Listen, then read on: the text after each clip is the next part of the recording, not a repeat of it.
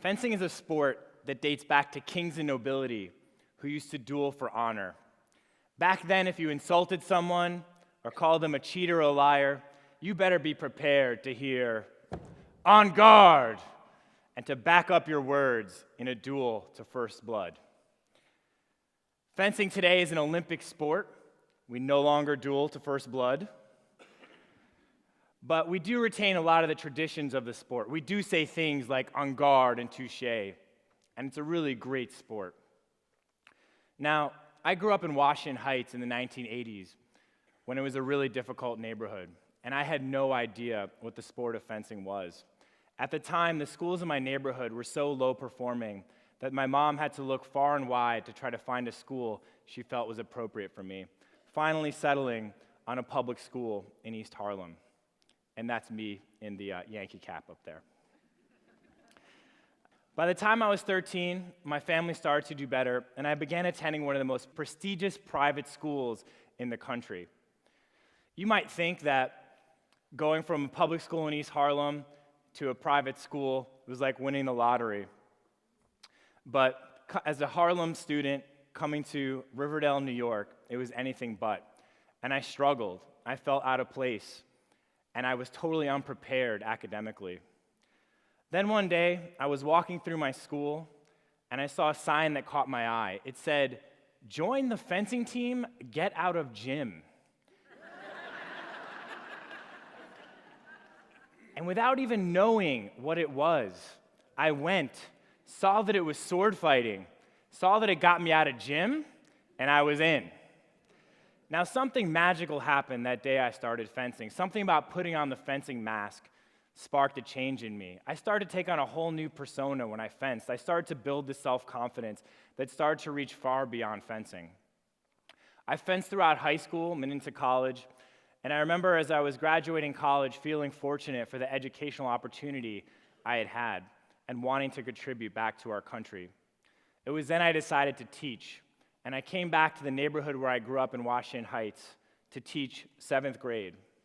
While I was teaching my students, one of the things I realized first was many of them in 7th grade were reading on a 2nd, 3rd, and 4th grade reading level. Even more disturbing was many of them had really low expectations and goals for themselves, and they were afraid to pursue their dreams. I had to ask myself as a teacher, how could I be a role model for them? Now, if I was going to tell them to pursue their dreams and pursue their goals, I felt like I should walk the walk as well. And I had always had this dream that I wanted to be an Olympian. So I decided I was going to set the goal to try to make the 2004 Olympic team. This was in 2000. People told me I was crazy. I was going to be working full-time as a teacher while trying to train for the Olympics. I'd gone to a university that had never had an Olympian in any sport at all. And there were far more people considered better than me and more talented than me. To top it off, fencing is a sport that's considered beautiful, graceful, and elegant. This right here is your typical looking fencing stance. And this is me. People said that I look like a dog peeing on a fire hydrant when I fenced. They said my style was awkward and would never work for the Olympics. But even with all of that, and even with having to spend my own money to train and travel, I went for it. Now, you might think going for the Olympics is a very glamorous process, but this is a typical-looking fencing competition. And if you can see, there's 2 lonely competitors in a completely empty stadium. I remember my first trip going to a World Cup. I traveled 15 hours to Romania. I spent over $1,000 on my teacher's salary on flights and my hotel, all for the privilege of fencing for 2 minutes and getting completely destroyed. For the next 2.5 years, I flew to over 20 competitions around the world, losing my first match each time. People told me I was crazy. What was I doing?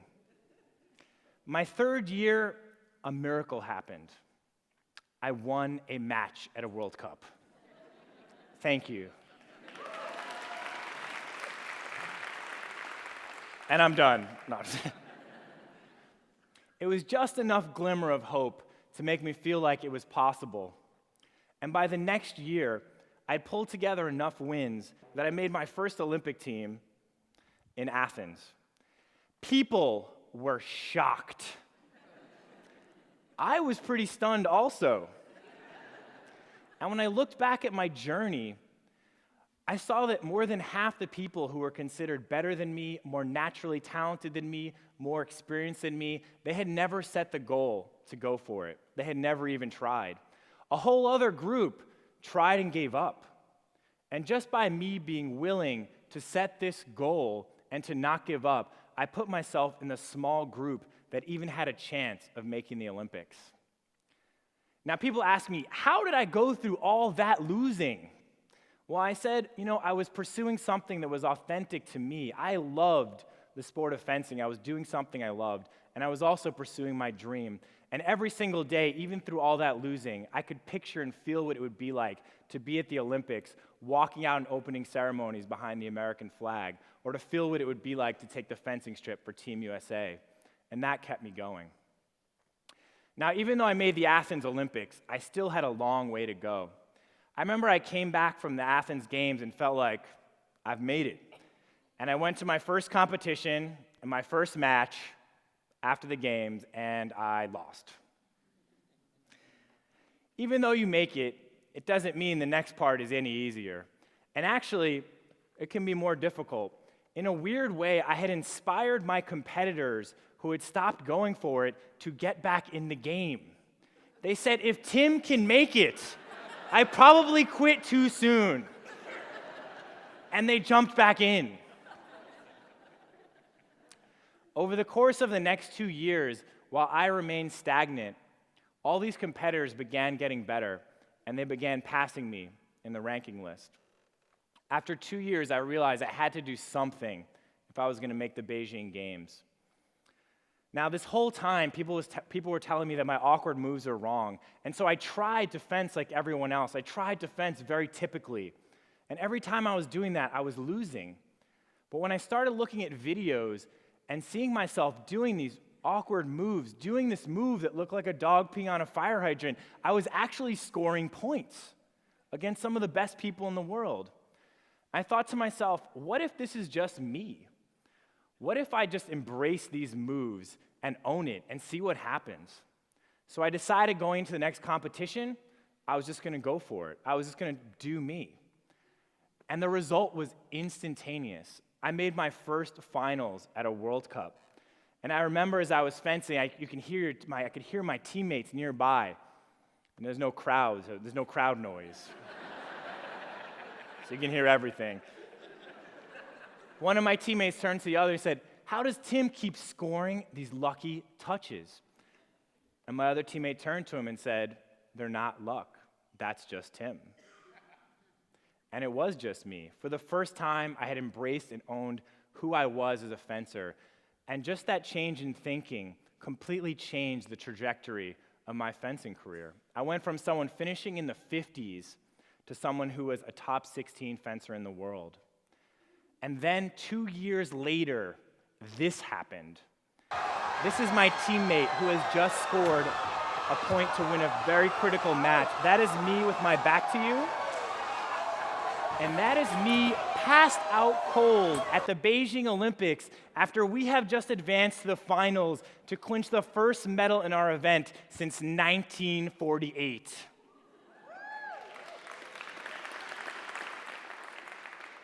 Now, I don't know if any of you have ever celebrated by laying on the floor, but my teammates, for some reason, thought that I was celebrating, and they actually dogpiled on top of me. But I got up. I was all right. I got up. We were hugging. We were crying.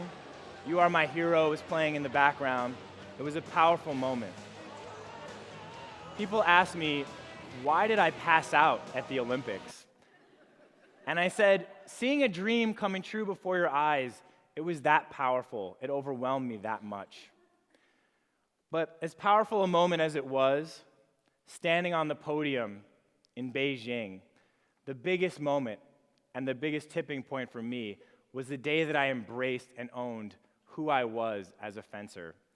And it was also the day I realized that you cannot achieve your dreams unless you own everything that you are, awkward moves and all. Thank you so much.